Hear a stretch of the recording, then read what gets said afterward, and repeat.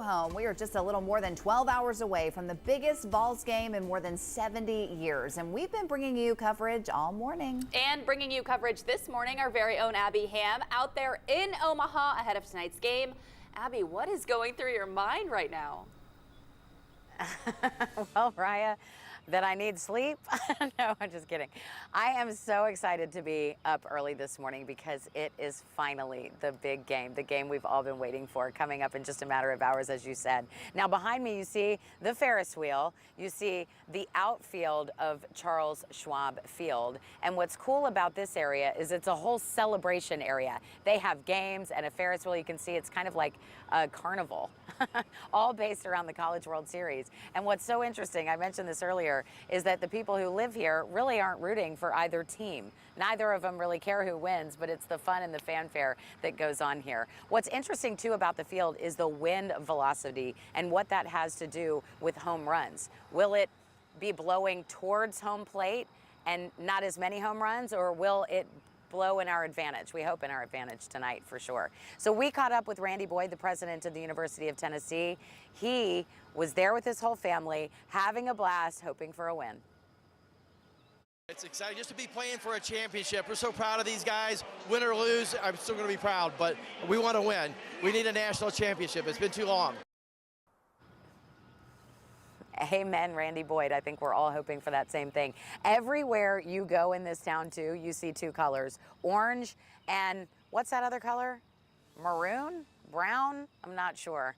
But you also see a lot of good hats for A&M. I'm like, I'm never going to be able to use that word the same after seeing those hats everywhere. Anyway, it is orange. Big orange pride down here, though. Everybody's so excited to see the Vols. The Marriott where the Vols are staying is bananas. Just a big party every time I go by there.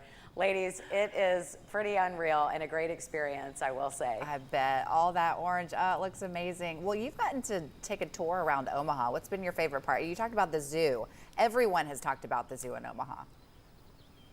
Okay, so the zoo is apparently voted one of the best zoos in the country by USA Today. I believe it's the second year they've won that designation. They have the largest indoor desert, the largest indoor rainforest. It's incredible. Cool. I was so impressed. And when we were there, William and I were, shooting our story, we saw these cute little gibbons hugging, and it was a mama and a baby, and I was like, oh, it's so cute. And then we've been to Coneflower Ice Cream Shop, which is amazing. It's some of the best ice cream you can get in the country. I think USA Today voted that as well. And then we have been to this funky little card shop, which we're going to show you coming up. But Omaha has been so welcoming and so amazing. And as you know, it is Warren Buffett's hometown, so a lot of people talk about him as well. And the steak. Everybody loves the steak. That sounds delicious. Well, and you've run into so many fans down there, too. At some points, it kind of looks like Rocky Top, just orange everywhere. All right, Abby. It really does. And Vol fans, sorry. Go ahead. No, keep talking. We want to hear more. We really do. Vol fans have been so sweet, I think. I've seen the two perspectives of both fans, and I feel like those A&M fans are a little rough. Vol fans have been very sweet in my eyes. We're not biased at all. Not at all. Not surprising. That makes sense. All right, thanks, Abby. We're going to